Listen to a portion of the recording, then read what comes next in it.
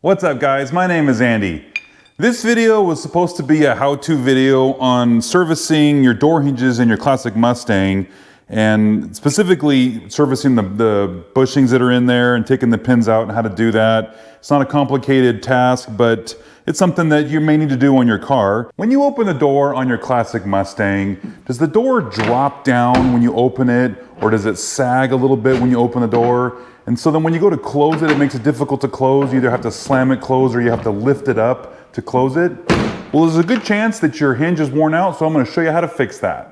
And I decided to take apart an old hinge that I had taken off of my 66 Fastback, which is not here right now, but just to go through the process and the steps of doing that. In that video, I started to film it, and I was going through and I took it apart, and I was going through the steps on how to take the pins out. It's not complicated. And I got to the part where you go to put the new bushings in, and I ran into a problem because the bushings that I had for the kit that I purchased didn't fit this hinge.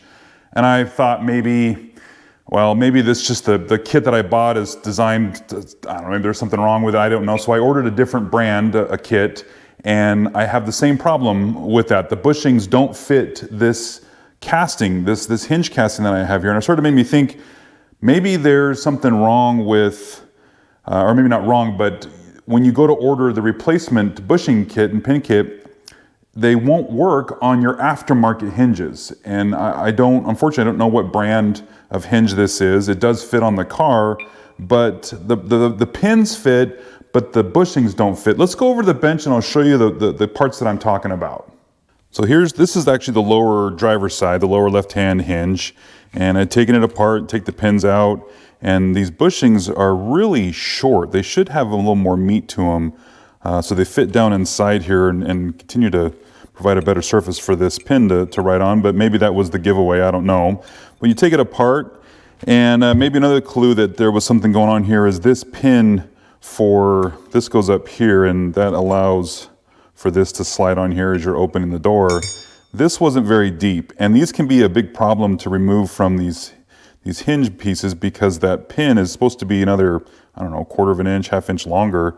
And so it sits way down inside there, and so driving these out are difficult because you can't drive it from the bottom. You have to heat it up and pry it out or knock it out, and you can bend it and you can snap that off inside there, and it can become a big nightmare. But taking apart the rest of the hinge is really pretty straightforward, and I wasn't having a problem. So then, enter this kit. Now I'm not saying there's anything wrong with these hinge kits that are the bushing kits and stuff. They just don't work with these aftermarket hinges. At least that's not what I'm not finding that. So this one here, if we take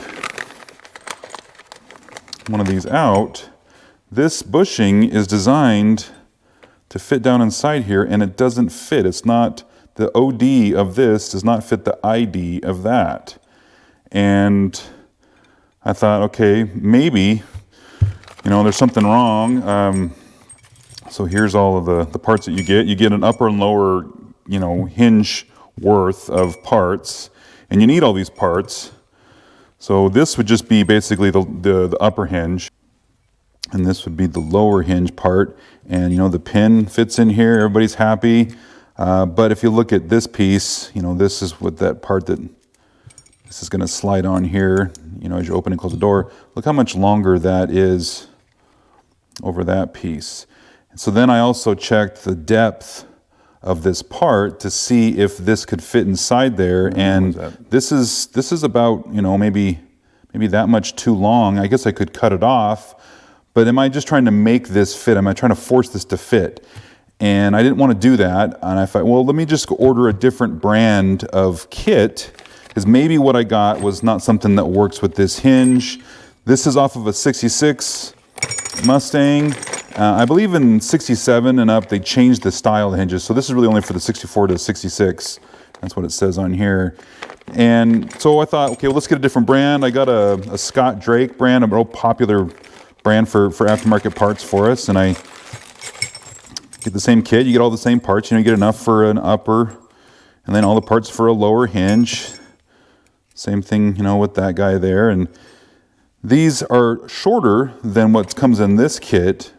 but they're longer than the ones that were on my car, so that would be good. But then you try to fit that in there, and again, this isn't fitting. So that's going to be a problem. And same thing, I have the same problem with this piece up here. That hole is not deep enough for that to fit inside there, and I'd have to cut it off. And again, I just don't think that's the right answer to do that, is to cut that up. You know, I guess I could make this work again by cutting that piece short, you know, or I could maybe drill this out a little bit just to make these bushings fit inside there.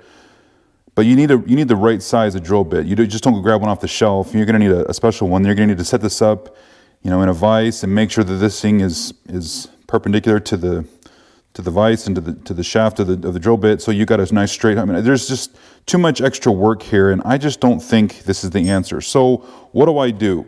Well, these hinges, these cheap ones, unfortunately, they're still about, you know, 35, 40 bucks. They're not a lot of money.